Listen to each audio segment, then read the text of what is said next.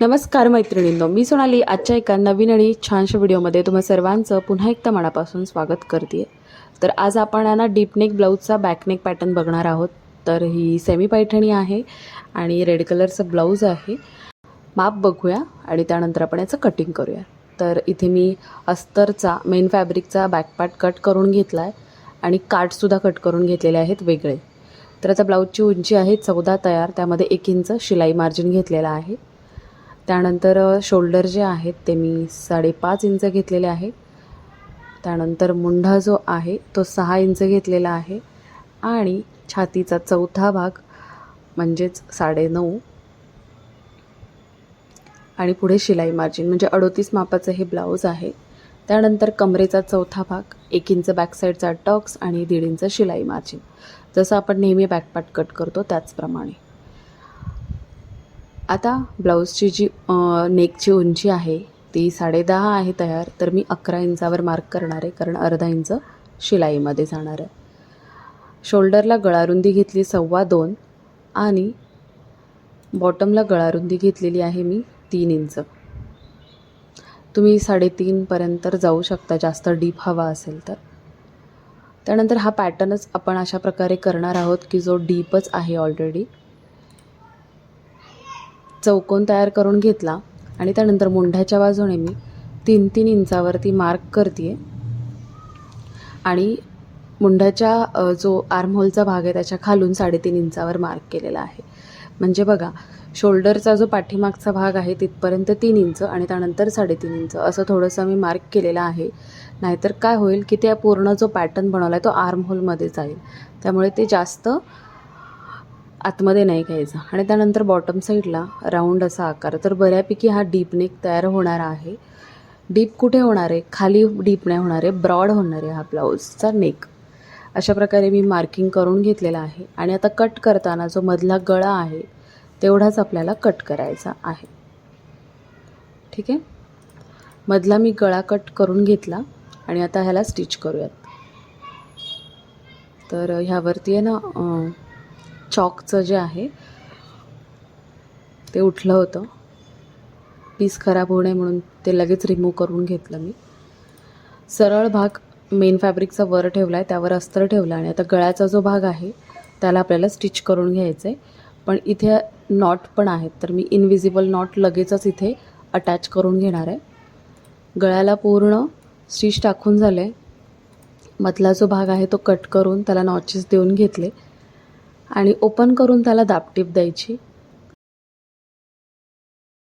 अस्तरच्या भागाकडे आतलं मार्जिन सगळं घ्यायचं आणि त्यावर टिप टाकायची.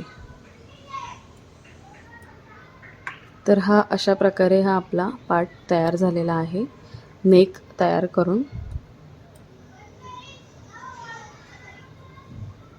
त्यानंतर मी काय केलं, पुन्हा आपल्याला बॉटमला फिनिशिंग द्यायचं आहे. तुम्हाला हवं तर तुम्ही कमरपट्टी लावा, पण मी डायरेक्ट फिनिशिंग देते आहे.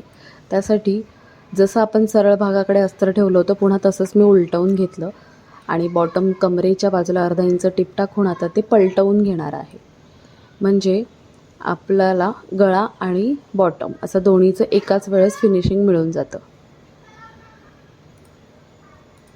पलटवल्यानंतर बॉटमला एक टिप टाकून घेतली, गळ्याला एक टिप टाकली आणि अस्तरचा जो साईडचा भाग आहे पूर्ण तो मेन फॅब्रिकला अटॅच करून एक्स्ट्रा पार्ट जे आहे ते कट करून दिले.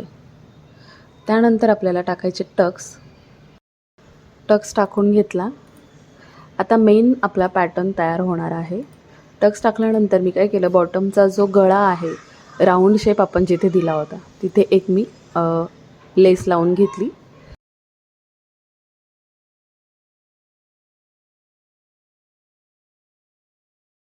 लेस लावल्यानंतर आपल्याला पॅच तयार करायचा आहे दोन्ही बाजूला.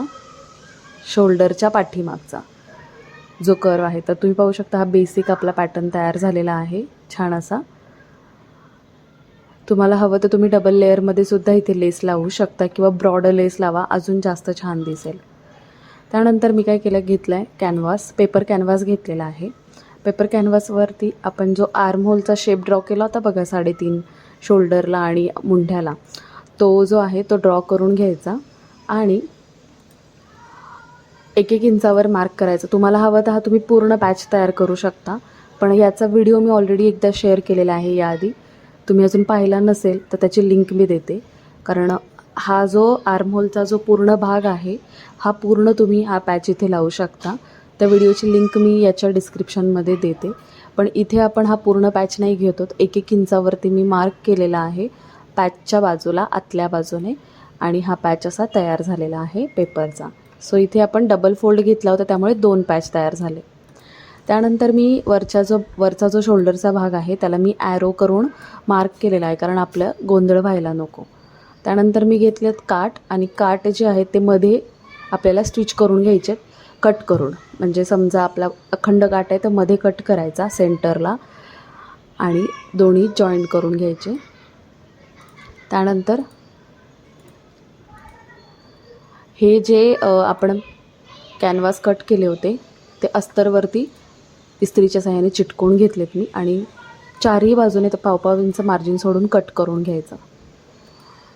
अशा पद्धतीने तयार झालेत. ॲरो पण बघा शोल्डरच्या बाजूचे जे काय आहेत ते मी ठेवलेले आहेत.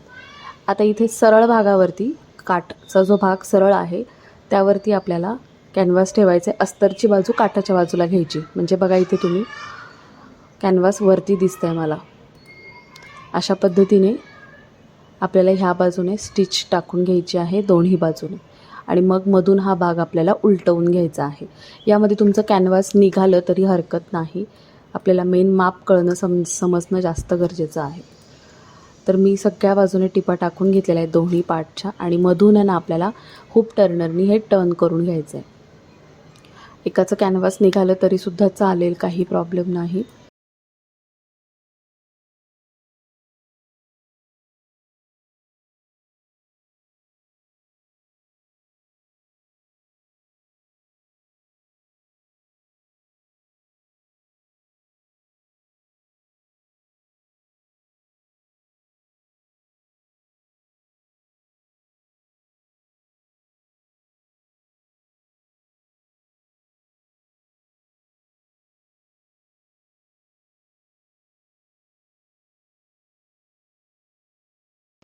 टर्न करून घेतल्यानंतर त्याला छान प्रेस करून घ्यायची. प्रेस केल्यानंतर ते व्यवस्थित सेटल होतं, आणि त्या भागाला आपल्याला दोन्ही पार्ट दोन्ही बाजूला व्यवस्थित असे जॉईंट करून घ्यायचे. तर पाहू शकता मी पूर्ण असे व्यवस्थित जॉईंट करून घेतलेले आहेत फिनिशिंगने. तुम्हाला हवं तर तुम्ही याच्या दोन्ही बाजूला लेससुद्धा लावू शकता, पण कस्टमरला जास्त लेसचं डेकोरेशन नको होतं. जेवढं नॅचरल ठेवता येईल तेवढं नॅचरल हवं होतं, त्यामुळे मी अशा पद्धतीने ठेवलेलं आहे. आता याला बनवायचे आहेत आपल्याला लटकन.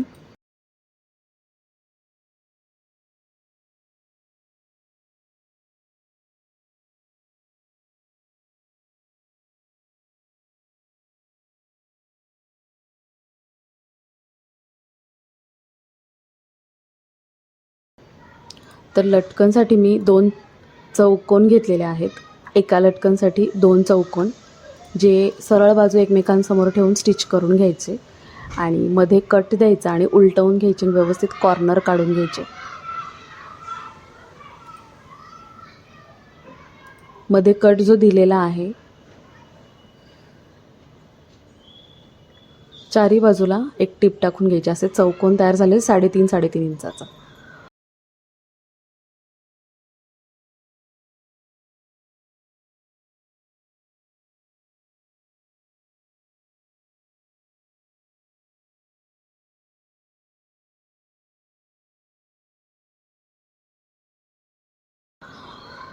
त्यानंतर बघा मी अशा पद्धतीने फोल्ड करते. 4 फोल्ड. पहिला एक फोल्ड, त्यानंतर हा दुसरा फोल्ड, आणि मध्ये जो मधला सेंटर आहे त्यावरती एक नॉच द्यायचा, म्हणजे एक होल तयार होईल त्यामध्ये. म्हणजे तिथून आपल्याला नॉट टाकून आपल्याला त्याचं व्यवस्थित असा पॅच तयार करता येतो.